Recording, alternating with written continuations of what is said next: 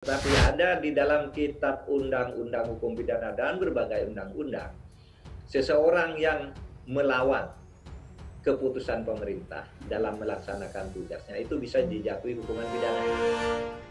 Menko Polhukam Mahfud MD menanggapi beberapa masjid yang masih menggelar salat tarawih berjamaah di tengah pandemi corona.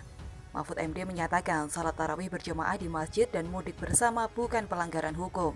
Kita berpuasa dengan enteng, enak, dan sangat rileks berkumpul dengan teman-teman. Sekarang tidak boleh lagi itu oleh negara mengatur itu, dan kira harus patuh kepada apa yang diatur oleh negara. Nah, substansinya bahwa kita akan silaturahim sama-sama, ya kita kan bisa tetap seperti ini, ya yang punya alat bisa melalui virtual seperti ini, bisa melalui grup WA, kemudian bisa dikirim melalui online kalau kita punya sesuatu yang harus disedekahkan, tidak harus berkumpul dalam buka bersama atau sahur keliling bersama gitu. Saya kira sekarang memang harus diubah, bahwa itu merasa kurang enak karena kebiasaannya gitu ya, tidak begitu, ya kita harus maklumi dulu. Artinya harus terima itu sebagai fakta. Mudah-mudahan ini cepat berlalu.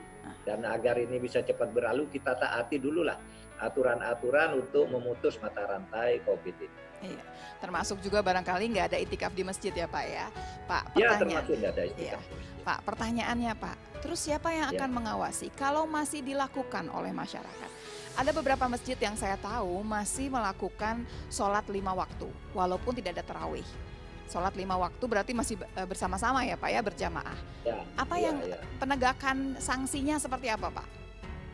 Jadi begini, orang melakukan sholat taraweh bersama, orang mudik bersama, itu bukan melakukan pelanggaran hukum, itu tidak bisa dihukum. Tetapi ada di dalam kitab undang-undang hukum pidana dan berbagai undang-undang, seseorang yang melawan keputusan pemerintah dalam melaksanakan tugasnya itu bisa dijatuhi hukuman pidana. Itu ada di pasal 214 dan pasal 216 KUHP. Meski demikian, pemerintah telah meminta warga agar menggelar salat tarawih di rumah masing-masing demi mencegah penyebaran virus corona. Sehingga bagi yang melawan keputusan pemerintah bisa dijatuhi pidana. Misalnya begini, ada orang kerumunan, polisi nyatakan Anda bubar, lalu memaksa. Polisi di situ bisa menangkap yang bersangkutan karena melawan tugas negara.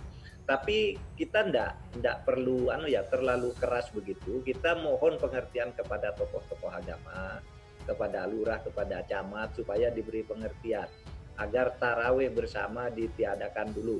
Karena tarawih itu sifatnya sunnah, sedangkan menghindari penyakit itu sifatnya wajib. Haram kalau kita melawan penyakit. Yang sudah jelas-jelas cara bekerjanya penyakit seperti itu kok masih didatangi gitu. Hanya karena keperluan yang sunnah. Jadi yang wajib itu atau yang haram itu harus dihindari lebih dulu. Darul mafasid namanya. Hindari yang haram itu, hindari yang membahayakan itu, daripada engkau ingin meraih pahala yang hanya sifatnya sunnah. Padahal yang sifatnya sunnah itu bisa dilakukan dengan cara-cara lain dan dikompensasi dengan cara-cara lain.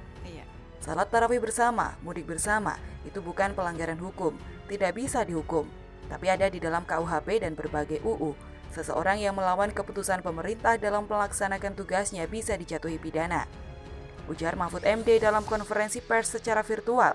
Mahfud MD menyatakan sanksi bagi yang melawan keputusan pemerintah terdapat di pasal 214 dan 216 KUHP. Sedang disiapkan dalam sehari 2 hari ini akan keluar. Kalau dari segi penegakan hukum, Kapolri sudah mengeluarkan surat edaran bahwa seluruh jajaran Polri di seluruh Indonesia diminta menegakkan aturan-aturan ini sesuai dengan kompleksitas masalahnya. Misalnya kalau di daerah-daerah yang sangat rawan seperti Jakarta, itu harus dibubarkan, dan siapa yang menolak pembubaran polisi itu dianggap melawan hukum, dianggap melanggar pasal 214 dan 216. Dianggap melanggar undang-undang karena karantina kesehatan dan sebagainya. Banyak nanti yang bisa dikenakan sebagai pasal itu. Kalau di tempat-tempat yang sangat sangat berbahaya seperti Jakarta, Surabaya, Semarang. Mungkin di daerah lain yang masih tidak ada, polisi bisa bentuknya himbauan untuk tidak kumpul-kumpul. Tapi kalau sudah di tempat yang sangat dianggap zona merah, saya kira polisi sudah punya perangkat hukum untuk melakukan itu. Untuk kemudian ada hukuman pidana, walaupun jadi repot ya Pak sebetulnya kan napinya dikeluarkan, ini yang melanggar dimasukkan, jadi bagaimana ya, agak repot ya Pak sebetulnya. Tidak mungkin ada hukuman fisik itu Pak, misalkan squat jam atau push up atau barangkali lari barangkali Pak.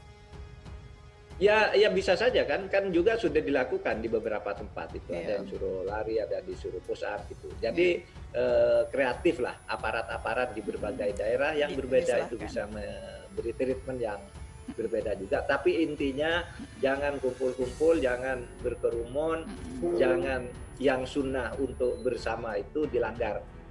Dilakukan dengan cara melanggar larangan-larangan untuk menjaga kesehatan masyarakat pada umumnya, menjaga sesama manusia dari penyakit agar tidak menulari orang lain atau agar tidak ditulari, itu juga adalah kewajiban agama. Baik, dan memang ibadah bukan kemudian jadi berkurang di bulan Ramadan ini ya Pak ya. Baik. Nah, betul.